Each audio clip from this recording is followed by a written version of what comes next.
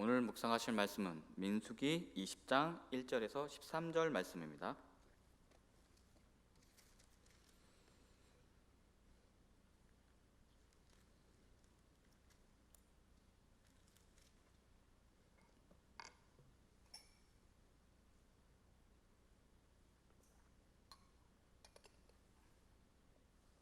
민수기 20장 1절에서 13절 우리 다 같이 한 목소리로 합독하겠습니다.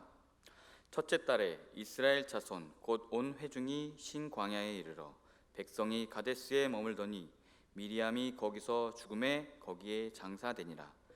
회중이 물이 없으므로 모세와 아론에게로 모여드니라. 백성이 모세와 다투어 말하여 이르되 우리 형제들이 여호와 앞에서 죽을 때 우리도 죽었더라면 좋을 뻔하였도다. 너희가 어찌하여 여호와의 회중을 이 광야로 인도하여 우리와 우리 짐승이 다 여기서 죽게 하느냐? 너희가 어찌하여 우리를 애굽에서 나오게 하여 이 나쁜 곳으로 인도하였느냐? 이곳에는 파종할 곳이 없고 무화과도 없고 포도도 없고 석류도 없고 마실 물도 없도다.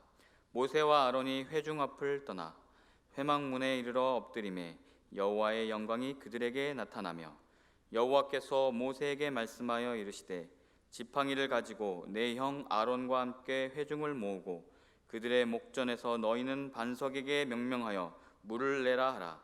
내가 그 반석이 물을 내게 하여 회중과 그들의 짐승에게 마시게 할지니라.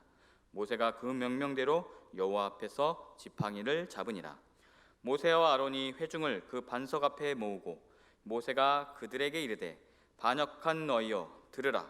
우리가 너희를 위하여 이 반석에서 물을 내려 하고 모세가 그의 손을 들어 그의 지팡이로 반석을 2번 치니 물이 많이 솟아나오므로 회중과 그들의 짐승이 마시니라. 여호와께서 모세와 아론에게 이르시되 너희가 나를 믿지 아니하고 이스라엘 자손의 목전에서 내 거룩함을 나타내지 아니한 고로 너희는 이 회중을 내가 그들에게 준 땅으로 인도하여 드리지 못하리라 하시니라. 이스라엘 자손이 여호와 다투었으므로 이를 무리라 하리라. 여호와께서 그들 중에서 그 거룩함을 나타내셨더라. 아멘. 오늘 말씀 설교를 준비하면서 제가 좀 주일날마다 일찍 일어나서 일찍 자고 토요일날 일찍 자고 일찍 일어나서 말씀을 다시 체크하고 열심히 준비를 하는데요.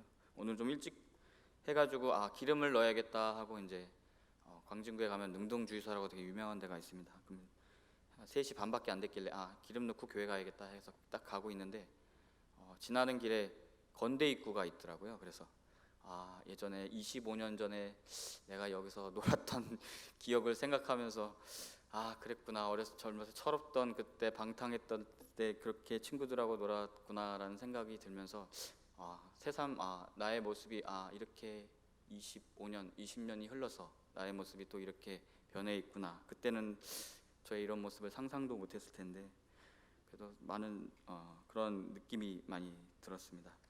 오늘도 설교 말씀을 보면은 드디어 38년이라는 세월이 흐르고 나서 가네스 바네아에 다시금 이스라엘이 모였습니다. 만시간이라는 법칙이 있습니다. 여러분도 아시겠지만 매일 3시간씩 10년 동안 연습을 하면 만시간을 채울 수 있는데 그러면은 고수가 된다라는 만시간의 법칙이라고 한때 유행했던 책입니다.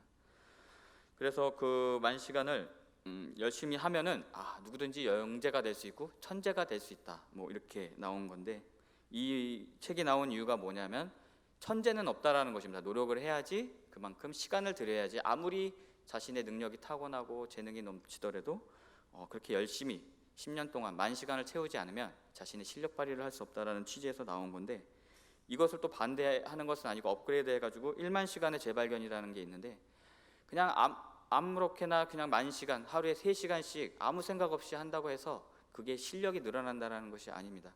바로 어떤 목적을 가지고 내가 어떻게 무엇을 개선해야겠다라는 피드백과 함께 어떤 계획을 가지고 연습을 해야지, 아무리 일반 사람이 만 시간 동안 우리나라 말 속담에 서당깨가 3년 있으면 풍어를 읊는다라고 말씀하신 것처럼, 말씀 속담이 있는 것처럼 아무런 의미 없이 시간을 보내면은 그것은 그냥 소성 세월과 같은 시간이 됩니다.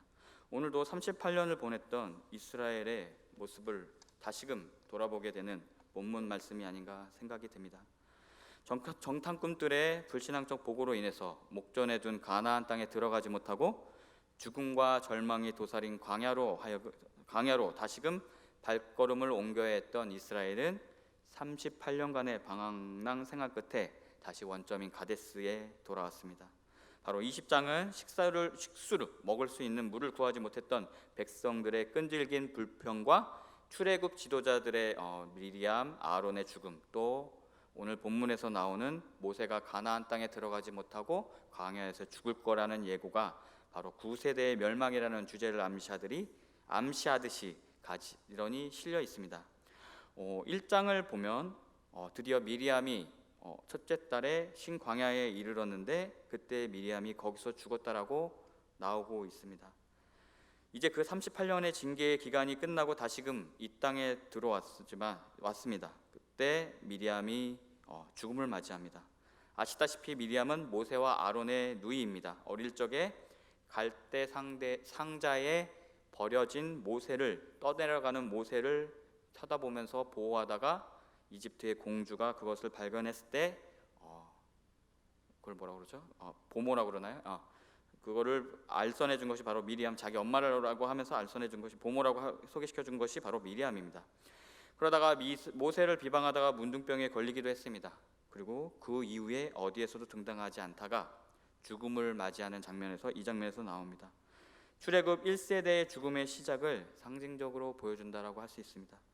제가 예전에 한번 투르키에 신혼여행을 갔었을 때 그 가이드가 저에게 했던 말이 참 인상적입니다. 길게 얘기하지 않고 짧게 얘기하자면 터키 사람들이 왜 우리나라를 형제 국가라고 생각하냐고 하냐면은 그들의 아버지가 저 부산에서 공룡묘지가 있기 때문입니다. 바로 자기의 조상이 우리나라 땅에 묻혀 있기 때문에 자신들은 그 조상이 묻힌 자기 부모님과 할아버지가 묻힌 땅을 고향이라고 생각을 한다고 합니다. 그래서 가만히 생각해 보니까 그럴 수 있겠구나라는 생각이 듭니다. 우리는 농경민족이라서 태어난 곳이 있고 정착되어 있는 어떤 그곳에서 먹고 자라고 여러 가지 게임들도 하고 친구들과 함께 골목에서 그렇게 해서 어떤 고향의 향수가 느껴지지만 유목민족은 태어나는 곳이 정해져 있지 않고 맨날 돌아다닙니다. 여기 갔다가 여기에서 목초지 갔다 저기 목초지 갔다. 그렇게 해서 결국에 그들이 안식하는 곳은 바로 죽음, 자기가 장사되는 곳입니다. 그것을 통해서 보면은 미리암이 여기서 죽고 여기서 장사됐다라는 것은 상징적으로 만약 그 가이드의 말씀에 따르면 그것이 바로 아랍 문화에 있어서 장례 문화에 있어서의 그런 것이랍니다. 그래서 한번 묻히면은 다시 이장을 할 수가 없답니다. 아랍 사람들은. 그래서 거기가 바로 부모의 조상이니까 조상의 친구들은 형제라고 생각하는 겁니다. 그래서 미리암이 여기서 죽고 장사됐다라는 의미는 바로 출애굽 1세대들의 고향은 바로 광야였다라는 것입니다. 그들이 말을 잘못했기 때문에 그들이 말을 다시 애굽으로 돌아가겠다는 것들 또 그리고 하나님께서 주신 비전을 기억하지 못하고 그들이 불평불만하고 현실에 안주했을 때 그들의 고향은 바로 광야였다라는 것입니다. 바로 미리암의 죽음은 그것을 나타낸다라고 볼 수 있습니다. 이것을 다른 성경 말씀에서 반추해 볼 수 있습니다. 제가 찾아봐 보겠습니다. 창세기 50장 12절에서 14절입니다. 야곱이 12아들과 같이 애굽에 있다가 애굽에서 죽음을 당하고 나서 애굽은 어떻게 장사를 지냈는지 50장 12절에서 14절을 보면 알 수 있습니다. 제가 읽겠습니다. 야곱의 아들들이 부명을 쫓아 행하여 그를 가나안 땅으로 메어다가 마물의 앞 막벨라 밭굴에 장사하였으니 이는 아브라함이 헷 족속 에브론에게 밭과 함께 사서 소유 매장지로 삼은 곳이더라. 요셉이 아비를 장사한 후에 자기 형제와 호상군과 함께 애굽으로 돌아왔더라. 여기서 볼 수 있듯이 야곱은 애굽에서 죽었지만 자신의 조상의 고향인 바로 막벨라 굴까지 가서 자기를 장사 치르라고 했고 요셉은 자기 12형제들과 함께 그곳에 가서 장례를 치르고 거기에 매장되었다는 것을 볼 수 있습니다. 바로 이들은 자신이 매장되는 것이 바로 자신의 고향입니다. 그렇기 때문에 그들이 그렇게 가고 싶어 했던 아브라함과 이삭과 야곱의 땅은 바로 자신들의 조상의 땅들이었고 하나님께서 약속하신 땅이었기 때문에 그토록 가려고 했던 것이고 그곳에 볼 수 있습니다. 그리고 2절과 4절을 보면 회중이 물이 없음으로 해서 모세와 아론에게 모여듭니다. 여기서 2절에서 나오듯이 모여든다라는 표현은 한글 설경으로 되어 있지만 원어를 찾아보면은 against라고 하면서 적대적으로 너에게 대항하여 모였다라고 나와 있습니다. 바로 회중이 물이 없기 때문에 모세와 아론에게 적의를 품고 모였다라는 것을 볼 수 있습니다. 우리 3절에서 나온 것처럼 우리 형제들이 여호와 앞에서 죽을 때 우리로 죽었더라면 좋을 뻔하였더라라고 나오고 있습니다. 여호와 앞에서 죽을 뻔한 여러 가지 사건들이 있었지만 여기서 가리키고 있는 것은 바로 며칠 전에 묵상했던 고라 사건입니다. 고라 사건 이후에 고라가 땅에 묻히고 나자 그 다음 날 온 회중이 모세와 아론에게 또 대들면서 뭐라고 하냐면은 너희가 하나님의 백성을 죽였도다라고 말한 사건이 있습니다. 그들은 고라를 하나님의 백성이라고 두둔하며 모세와 아론에게 대들었던 사건입니다. 그때 죽었더라면 우리가 좋았을 것이라고 말하고 있습니다. 근데 여기서 참 웃긴 것은 자신들을 4절에 보면 재밌는 것은 4절에 보면 자신들을 여호와의 회중이라고 나오고 있습니다. 너희가 어찌하여 여호와의 회장을 이 광야로 인도하느냐. 38년이 지난 지금에서도 다시금 자신들을 여호와의 회중이라고 칭하고 있습니다. 38년 동안 그들의 정체성은 분명했습니다. 맞습니다. 여호와의 회중입니다. 그러나 여전히 불평불만하는 여호와의 회중입니다. 뭔가 표현 속에 아이러니함이 있습니다. 38년 동안 저 아까 10년 법칙도 얘기했고 저의 그런 여러 가지 것들 말씀을 드렸지만 38년 동안 하나도 신앙적인 성숙함이 없었던 것 같습니다. 여전히 물이 없다고 불평하고 또 모세와 아론에게 대들고 또 그러한 모든 것들이 보면은 여전한 그들이었던 것입니다. 그리고 참 재미있는 표현이 여기 있습니다. 4절에 보면은 우리와 우리 짐승이 다 여기서 죽게 하느냐라고 하고 있습니다. 그냥 우리가 죽게 되었습니다라고 표현하면 참 그래도 되는데 참 우리 짐승님들의 불쾌하심과 안전을 너무나 걱정했는지 광야 속에서 우리의 짐승들과 같이 죽는 것이 하느냐 하듯이 불평불만을 터뜨리고 있습니다. 저는 이 본문에서 되게 두 가지로 잠깐 묵상이 됐는데 바로 여기서 짐승은 아무래도 재물을 뜻할 것입니다. 38년 동안 힘든 광야 생활 동안 이스라엘은 힘들게 버텨왔을 겁니다. 자신들이 지금 물을 못 마실 정도로. 그런데 그 가운데서도 하나님께서는 그들의 가축 또한 온전히 보존해 주셨다라는 것입니다. 그래서 그들의 재산이 지켜졌고 어느 정도 그들이 다시 38년 있다가도 자신의 가나안 땅에 들어갈 그 곳에서도 어떻게 궁핍함 없이 들어갈 수 있게끔 하나님께서 가축을 소유하게 하셨고 부자만큼은 아니었겠지만 적지 않은 수의 가축이 있었다라는 것이 여기서 볼 수 있습니다. 또 한 가지 묵상은 아직도 현실의 삶에 풍요로움에 미련을 버리지 못하고 있다라고 보여집니다. 안식일날 아무 생각 없이 나무하러 가듯이 38년의 광야 감옥 생활을 그냥 삶처럼 흘려보낸 듯합니다. 그냥 자신의 가축이 자신의 재산이 물이 없음으로 해서 축나지 않을까, 자신의 생명이 걱정되지 않을까 하는 그러한 단순히 1차원적인 그러한 욕구에 머물러 있습니다. 메슬로의 5가지 욕구가 있는데요. 그 중에 하나가 안전과 어떤 보호의 욕구고 그 마지막이 자기 자아 실현의 욕구고 어떤 그런 실현의 욕구가 있는데 지금 이 본문 불평불만을 보면은 1차원과 2차원적인 욕구 불만에밖에 빠지지 않고 있습니다. 분명히 이들이 애굽 땅에 나온 것은 하나님께서 주신 바로 젖과 꿀이 흐르는 땅에서 너희들이 하나님의 제사를 지내는 제사장 나라로서 삼은 비전을 분명히 주셨지만 그들은 1차원적인 어떠한 그런 것도 해결하지 못하고 분명히 주신 비전을 잊으면서 완전히 잊은 채로 지금 살고 있는 모습을 4절, 2절과 4절을 통해서 우리가 볼 수 있습니다. 그리고 5절과 6절을 보시면 특히 이곳에서는 파종할 것이 없고 무화과도 없고 포도도 없고 석류도 없고 마실 물도 없도다라고 하면서 계속 부정과 부정의 문장들을 계속해서 이스라엘 입에서 나오고 있습니다. 분명히 이스라엘 주변 상황은 절대적인 빈곤이 있었고 절대적인 부족 상태였지만 그들은 38년 동안 자신의 잘못들, 여러 가지 그런 것들을 반성하는 모습도 있었겠지만 더욱더 그들은 자신이 앞으로 살아가야 할 바로 하루하루의 그런 생명, 그런 것에 뮤전해 하면서 하나님께서 진정으로 38년 동안 왜 뺑뺑이 돌리고 계신 자에 대한 묵상이 없지 않았나라는 생각이 듭니다. 또 6절을 보면은 모세와 아론이 회중 앞을 떠나 회막문에 이르러 엎드림에 여호와의 영광이 그들에게 나타나며 라고 하면서 또 위기의 순간에 모세와 아론은 인도와 지원을 받기 위해 하나님께 의지합니다. 매번 그들의 겸손한 간청으로 인해 여호와의 영광이 나타나고 해결책이 제공해 줌을 볼 수가 있습니다. 그러면서 7절과 9절에서 보면 여호와께서 그들의 간구를 들으시고 아론과 회중을 모아서 목전에서 반석에게 명령하여 물을 내라고 하셨습니다. 그래서 그 물을 내게 해서 바로 회중과 그들의 짐승에게 마시게 할지니라 라고 하다가 9절에서 모세가 그 말씀대로 여호와 앞에서 지팡이를 잡으니라 라고 하고 있습니다.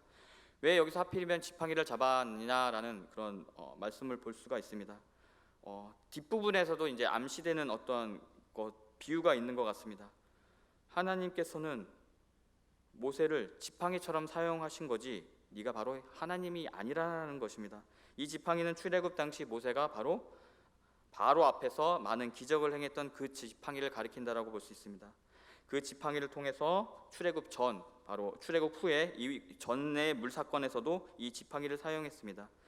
근데 이 지팡이는 그 자체에 어떠한 신통한 능력이 있는 것이 아닙니다. 그것은 단지 하나님의 능력을 나타내는 상징적인 도구에 불과합니다. 7절과 9절에서도 마찬가지입니다. 모세는 자신이 하나님이 아닙니다. 하지만 자신은 그냥 하나님의 말씀을 대언하고 이스라엘을 바른 길로 인도하는 대변자일 것뿐입니다. 그러나 10절에서 11절에서도 그와 같이 모세와 아론이 회중을 그 반석 위에 모으고 모세가 그들에게 이르되 반역한 너희여라고 하면서 자신의 혈기를 드러내면서 정말 다시금 깨닫지 못하고 불평불만을 일삼는 38년 동안 깨닫지 못하는 이스라엘을 보면서 모세가 또 혈기를 참지 못하고 나타내고 있습니다. 그러면서 하나님을 들먹이면서까지 화를 내었습니다. 마치 하나님과 동등한 자격을 지닌 자기가 백성들에게 물을 줄 수도 있고 심판할 수도 있는 자처럼 행세하면서 혈기를 부린 것입니다. 거룩한 의분을 넘어서 좀 일종의 망령된 행위라고 볼 수 있습니다. 이것은 시편 106편 32절에서 33절에 나옵니다. 제가 읽겠습니다. 그들이 또 무리바 물에서 여호와를 노하시게 하였으므로 그들 가운데 재난이 모세에게 이르러나니 이는 그들이 그의 뜻을 거역함으로 말미암아 모세가 그 입술로 망령되이 말하였음이니라 라고 말하고 있습니다. 이로 인해서 그리고 또 11절에 보면은 반석을 내라고 말씀하셨지만 지팡이로 반석을 2번을 칩니다. 순간적으로 하나님의 능력을 실현하듯이 자기가 반석을 쳤다라고 볼 수 있습니다.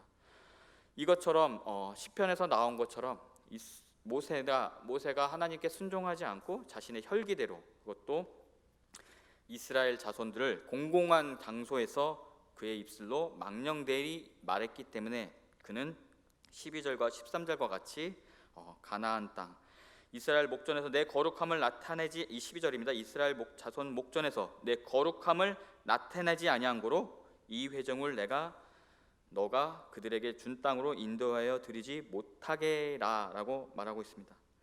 모세와 아론이 백성들처럼 하나님을 불신을 했다라고 볼 수는 없습니다. 그냥 하나님 앞에서 온전히 순종하지 못하고 교만하게 자기의 혈기대로 행한 사실을 두고 말하는 것입니다. 어쩌면 교만하여 하나님께 전적으로 순종하지 않는 것도 불신앙의 한 단면일지도 모릅니다. 모세가 하나님의 뜻과는 반대로 백성에게 분노한 것은 하나님의 거룩함을 손상하는 결과를 빚었습니다. 이처럼 모세와 아론도 결국에는 하나님의 나라에 들어갈 수 없는 영예를 박탈당합니다. 광야 생활 38년, 어느 정도 광야 생활에 익숙해져 있을 것입니다. 하지만 어느 곳 한 곳 정착도 못한 떠돌이 유목 민족의 생활이 바로 38년 동안 광야 생활을 했던 이스라엘 민족의 생활입니다. 농경과 정착을 할 수 없었고, 또한 가축을 먹일 수 있는 몇 안 되는 오아시스도 다른 광야 유목 민족의 정착지가 되어서 언제나 분쟁과 또 눈치를 보면서 물을 마시게 했었어야 됩니다. 그렇지만 38년이라는 것은 적지 않은 시간입니다. 저희가 다른 세상에서 살더라도 그 상황에서 여러 가지 상황 속에서 이스라엘 민족이 물이 부족하거나 어떤 다른 민족의 침략을 받더라면 그 38년이라는 경험을 통해서 어떻게 대처해야 되고 어떻게 해결해 나가야 될지 자신의 나름대로의 어떤 비결과 삶의 지혜를 얻을 수 있을 정도의 긴 시간이 바로 38년입니다.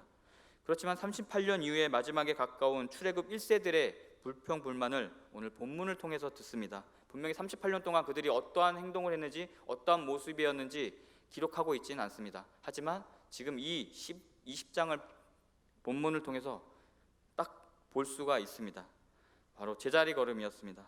비록 그들이 가나안 땅에 들어갈 수 없다는 비전의 상실을 경험했지만 그들이 38년의 세월 동안 아무것도 깨달은 거 없이 그냥 38년 전 그 모습 그대로입니다. 물이 없다라고 불평하는 그 모습 그대로. 시간은 모두에게 주어진 아주 중요한 자원입니다. 돈보다도 더 중요한 것이 시간입니다. 왜냐하면 돈으로도 살 수 없으니까요. 38년 동안 1세대들은 비전을 상실했지만 우리의 아들들, 바로 2세대들에게는 무언가 가르쳐야지, 무언가 준비시키도록 해야지라고 했다라면 어땠을까 생각해 봅니다. 광야 생활 기간 동안 우리가 율법을 통해서 알게 되었던 제사는 이렇게 지내야 되고 율법을 이렇게 철저히 지켜야 돼, 그리고 하나님과의 관계 속에서 우리는 어떻게 살아야 돼, 막 이러한 가르침이라든가 또 가나안 정복을 위해서 열심히 군대를 키우는 모습이라든가 뭐 이러한 모습이 있었다면 아마도 민수기는 출애굽 1세대들의 마지막 본문을 지금과 같이 다루지는 않았을 거라고 생각이 듭니다. 우리는 매월 6월 6일 현충일과 같이 나라와 민족을 위해서 고생한 옛사람들을 기립니다. 민수기서 끝자락 부분쯤에 출애굽기 1세대들을 위한 어떠한 민족적 종교적 행사, 그들을 기리는 어떠한 모습도 공식적인 모습이 보이지 않습니다. 본문 한참 뒤에 나오는 제2차 인구조사는 그러한 모습을 반영합니다. 왜냐하면 1차 때의 인구와 2차 때의 인구가 전혀 변동이 없고 오히려 미세하게 줄어들었습니다. 그들은 바로 제자리 걸음이었다는 것을 볼 수가 있습니다. 민수기는 이스라엘의 삶의 기록이며 40년 세월 광야 생활 동안 벌어진 삶의 역경과 실패, 그리고 나아갈 방향을 출애굽 1세대의 삶을 반면교사로 후대에 남긴 기록입니다. 오늘 하루 우리는 우리의 삶에 어떠한 기록을 남겨야 할까요? 믿음의 시험과 환난 앞에 우리는 어떠한 자세로 그것을 대하고 계십니까? 단순히 시험과 환난 앞에 하나님 이것만 제발 빨리 지나게 해주세요, 이것만 해결해 주세요 라고 하는 단순히 어려움을 피하고 싶은 마음이 없지 않나 제 자신을 돌아보게 됩니다. 이 광야 같은 삶 속에서 복을 주시면 좋아하고 시련을 주시면 불평만하며 기도만 하고 그렇게 제자리 걸음이었던 저의 25년의 신앙생활을 또 이 본문을 준비하면서 설교를 준비하면서 회개하게 되었습니다. 모세 또한 이제 가나안 땅에 들어갈 수 없는 상황이 되었습니다. 그렇다고 모세는 삶을 자포자기하지 않았습니다. 맞습니다. 그는 참 신앙인이었고 리더였습니다. 그는 가나안에 들어가지 못하는 최대의 실패를 경험했지만 그는 자신의 가오를 되돌아보며 여호수아와 갈렙 그리고 다음 세대들을 위해 마지막 설교를 합니다. 그것이 신명기입니다. 오늘도 신명기와 같이 자신의 믿음 생활을 되돌아보며 믿음의 고해 성설을 하며 다시금 마음을 다잡는 오늘 우리의 하루가 되었으면 되길 소망합니다. 기도하겠습니다. 사랑과 은혜가 많으신 하나님, 오늘 주일 아침 다시금 예배의 자리에 설 수 있게 하심을 감사드립니다. 제약된 우리의 마음을 돌아보게 하소서. 하나님, 우리에게 우리의 삶을 주셨습니다. 때론 믿음의 시련과 환난 앞에 투정 부리고 원망하고 그러다 우리의 기도를 들어주시면 기뻐하고 은혜롭게 여기며 그렇게 잠시 믿음 생활을 하지 않았는지 되돌아봅니다.